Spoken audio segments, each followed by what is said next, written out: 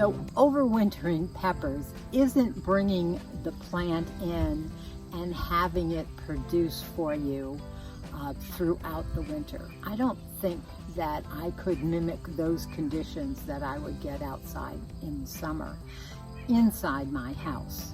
I do have a grow room, so I do have lights that will produce a good amount of light that they may need, but there's just nothing like the good old sun that'll do that.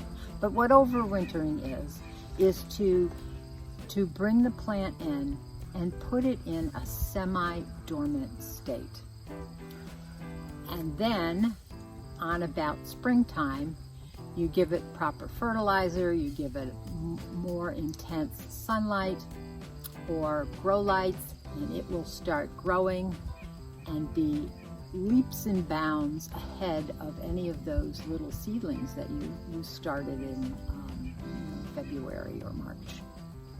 So that's what I intend to do. Last year I did 4 plants. I thought only 1 survived, which I was pretty sad about because I've done this in the past and had pretty good success rate. There's no guarantee that these will winter over successfully, but I've had a pretty good success rate. But out of the 4 that I brought in last year, 1 survived, and that was a jalapeno, and I'm thinking of maybe bringing that again in this for this winter. The other 3 actually surprised me. 2 of the 3 actually started to leaf out in the springtime. And so I did plant those out, and I did get some good harvest off of those 2 also. So I have a number of different varieties. These in the foreground are bell peppers. I don't think I'm going to bring one of those bell peppers in. I have pretty good luck with those, and I don't think I need to do that. So I have the 1 jalapeno there. Alessia is another sweet pepper that I had a fantastic harvest off of those this year. I have some natapenos that I'm going to bring in again. I had one of those 2 late ones was a natapeno, and I may get that one also. And then I have jalapenos. But outside the jalapeno that I had last year, I don't think I'm going to bring any more in. I don't even think I'm going to plant anymore.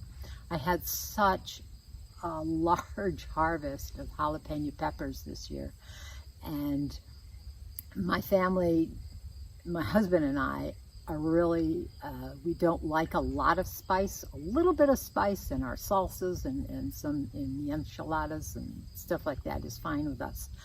But I think I have enough jalapenos to last, through this winter and through next year too. So may take just that 1 jalapeno plant.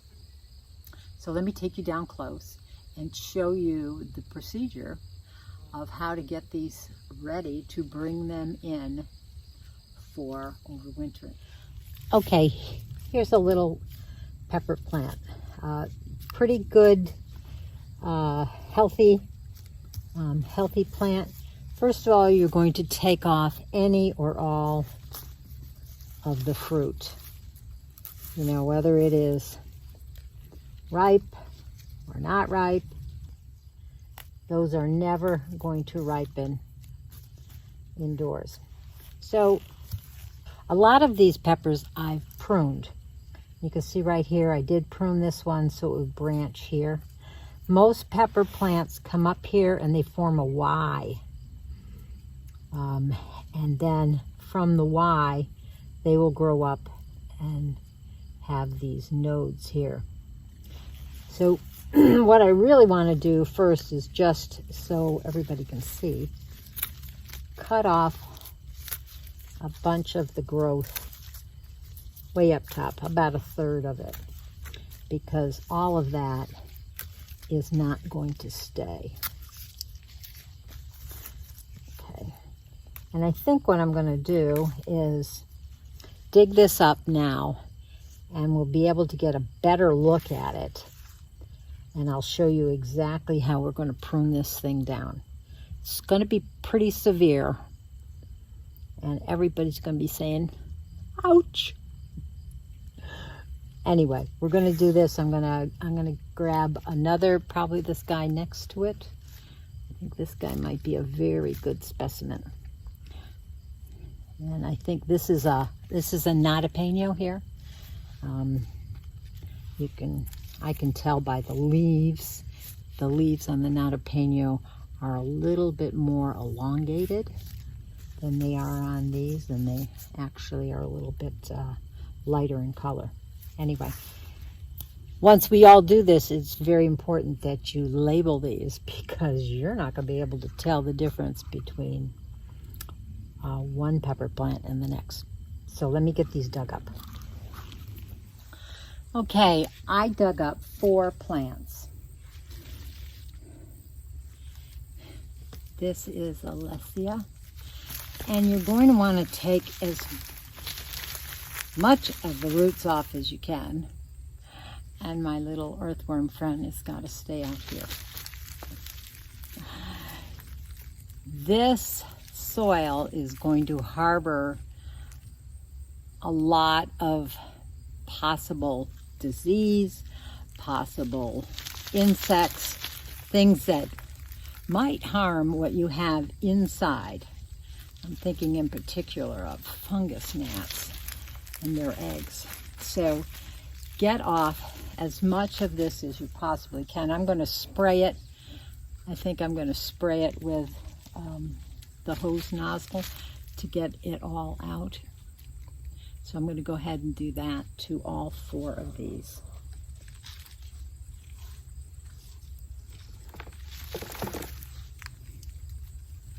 This is a Notapeno, and it still has one on it, but I'll get to that. Hold on.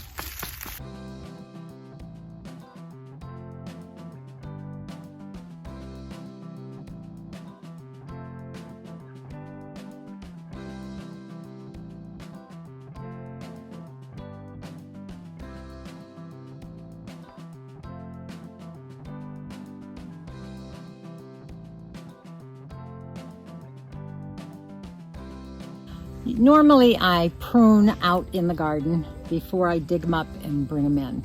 They're a little bit easier to manage, but my plants were so close together, I was losing some branches. But with the anatomy of a pepper plant, what happens is it grows up from the roots, and you get a Y here in the stem, where one node will push off into 2. Actually, this is probably where it was, right here. And you can see right here is where I pruned it back. So you're going to want to cut back everything below this first Y here. And then as the Y comes up, it then branches again. That's just a leaf I want to take off. So I am going to cut it off. It Ys here, comes to another Y.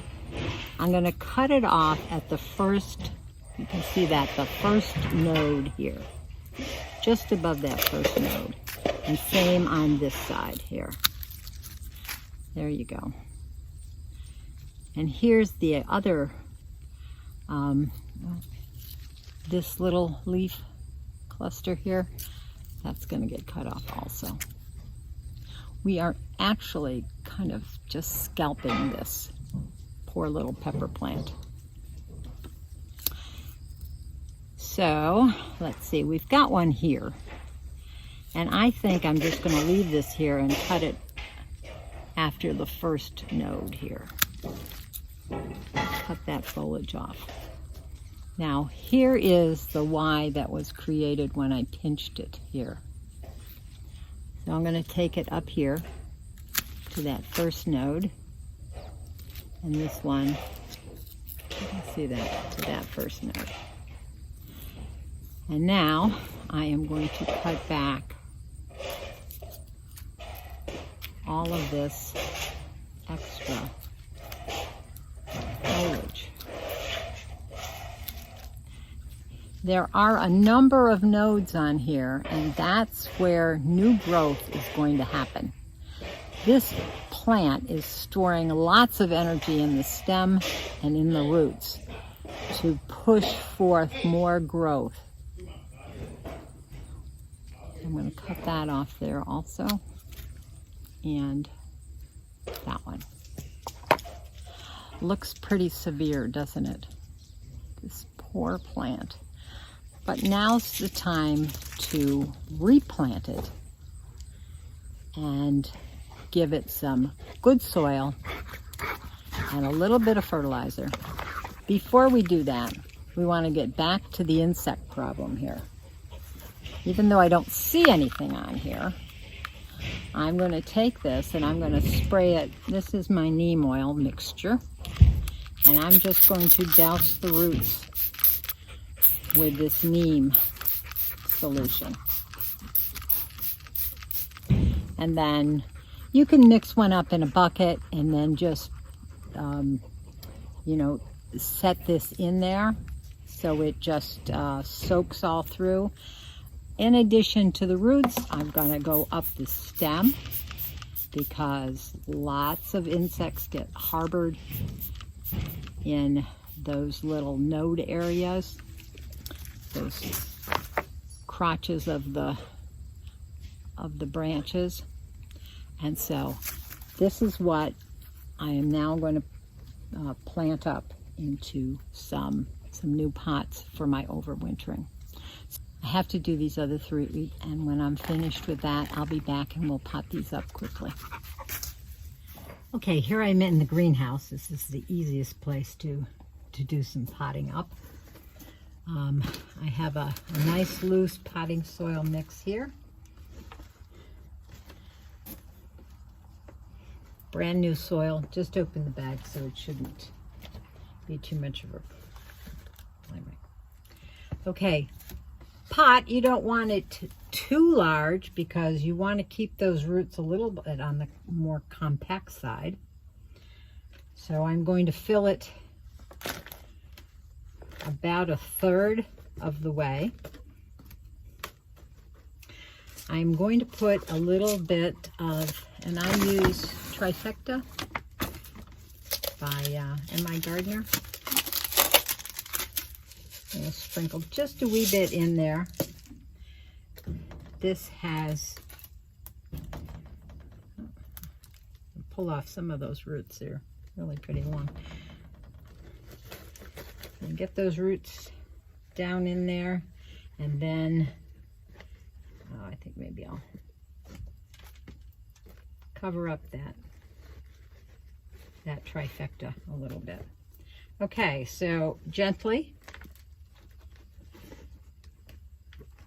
spoon in the soil